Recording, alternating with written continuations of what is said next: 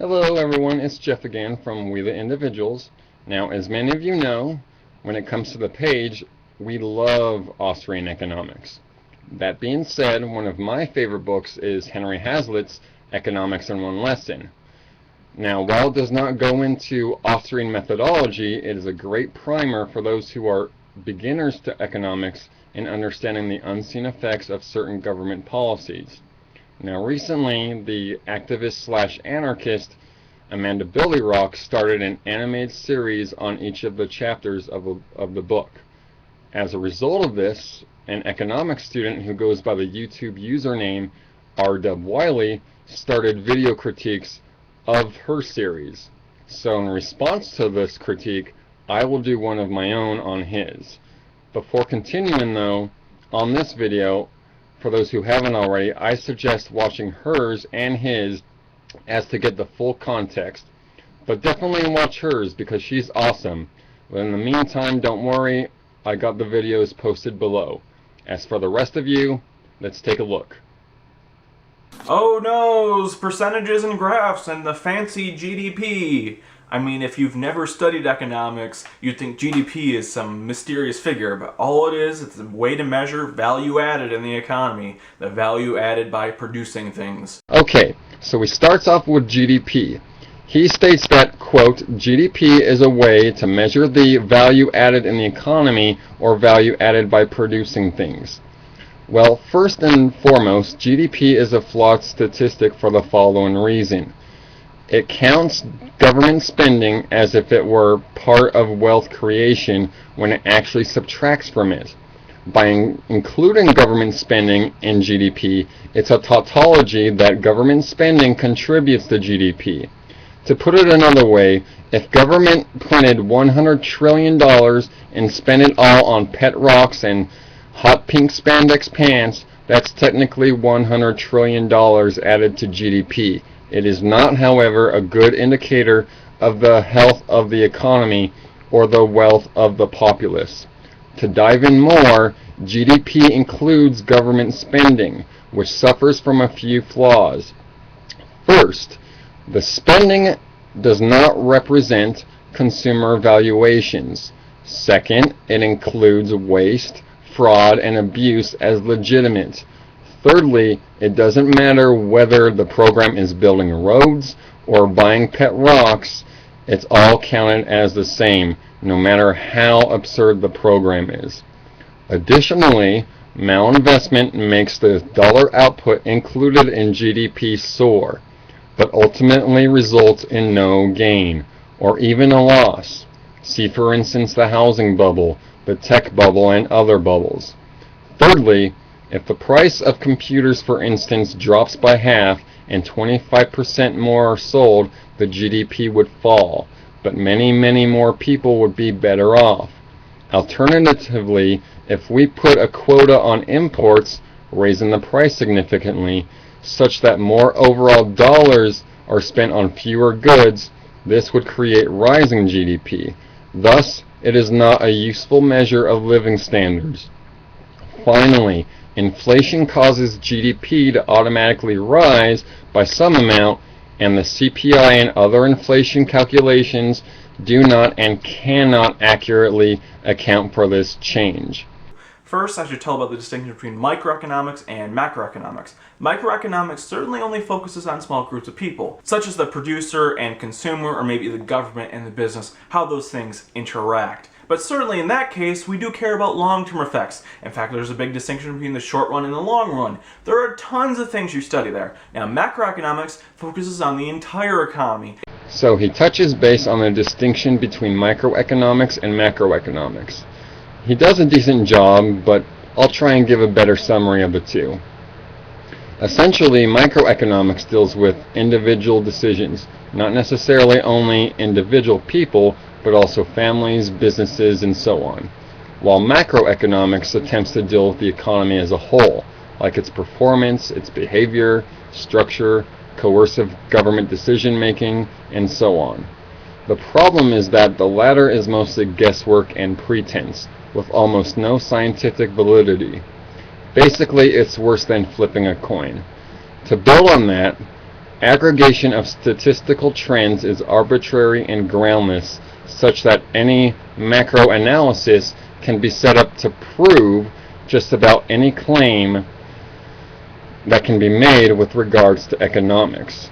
And if, for some reason, the trends fall apart, as they always will, due to the individualistic nature of human beings, one can always find some intervening factor that proves that your analysis was correct. It is particularly easy to do this with counterfactuals. The proposed policy wasn't followed well enough, the stimulant wasn't large enough, the price floor was too low, the price ceiling was too high, and so on. Say, for example, a Keynesian model. Certainly the government does need to intervene by increasing the money supply, but Keynes himself said, in good times you need to reduce the money supply to keep from hyperinflation.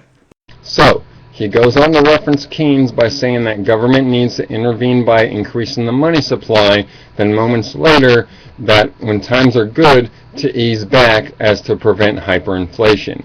Now, while I agree that hyperinflation is bad, this completely overlooks the long-term effects of inflation in the first place, such as boosting prices artificially and debasing the currency because of the short-term effects of economic events. So it's like he's saying they care about the long term, but let's forget and ignore the long term for a moment.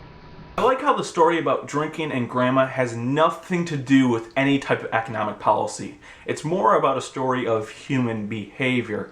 Certainly people tend to drink and then they're hungover the next day. But if you assume people are rational, they won't drink as much because they'll realize that in the future they'll be very hungover. At the same time, you shouldn't just care about long-term effects. Why do people drink? Because people like drinking. It makes them happy. Certainly logical people balance the effects of drinking with the hangover effects. It would be a really ridiculous argument for me to say, no, you shouldn't drink at all because in the long term you'll be hungover. Again, short-term effects matter and so do long-term effects.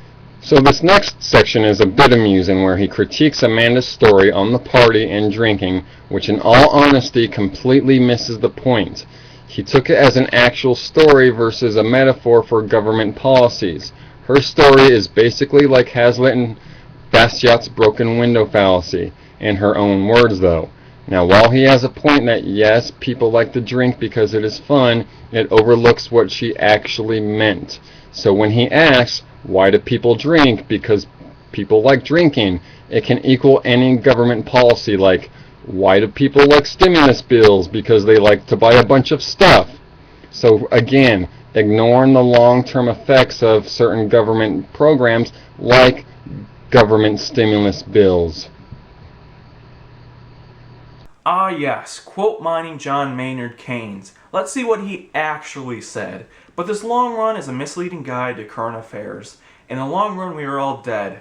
Economists set themselves too easy, too useless a task. If in tempestuous seasons, they can only tell us that when the storm has passed, the ocean is flat again. Now if you know anything about Keynes, this is very relevant to his time. Because in England there was terrible unemployment, and all people were saying is, if we just let the economy recover long enough, the markets will eventually come to equilibrium. Well, this was pretty terrible at the time because there was very, very, very long-term unemployment. Again, short-term effects matter. So do long-term effects. You need to balance them out. Don't just focus on long-term effects. So when Amanda brings up the quote by Keynes, in the long run we're all dead, implying that he didn't care about the long-term effects, he then attempts to critique her by providing the whole quote. However, neither the quote or his further criticism contradicts what she said. It only furthers her point as he tries to use, at the time unemployment was high and waiting for the economy to reach equilibrium is bad because unemployment was high, to assert that he cared about the long term as the argument against her. But that only proves to be an emotional argument, not an economic refutation. Again, another story that does not resemble economic policy. Essentially what she's setting up is the idea that taxes are theft, and therefore most economic policies are very similar to stealing from someone's grandma. This is not the case. Unlike stealing from a random person, the government provides services, and you need to pay taxes. On to the taxes or theft critique. Let's assume Amanda's talking about taxes. Now, that's a valid economic policy considering that you have many economists arguing about the economic effects of taxation. However, he doesn't even bother to bring that up, but rails against the taxation is theft premise while ignoring the obvious setup for the broken window fallacy. So on two separate occasions, he misinterpreted what she was actually saying, meaning a good chunk of his video is pointless ranting.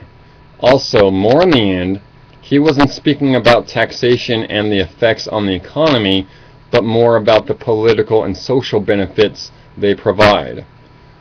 First, we can't say the taxpayer received value from something and quantify it to justify the cost. The payer of the tax may find no benefit at all, and if left to his own devices, may not have parted with his hard-earned money for the so-called benefit. So let's say the government gives me or you $1 million to spend as we see fit. No strings attached. Say this is even done with 100% efficiency by transferring the money from the account of some rich guy over to us.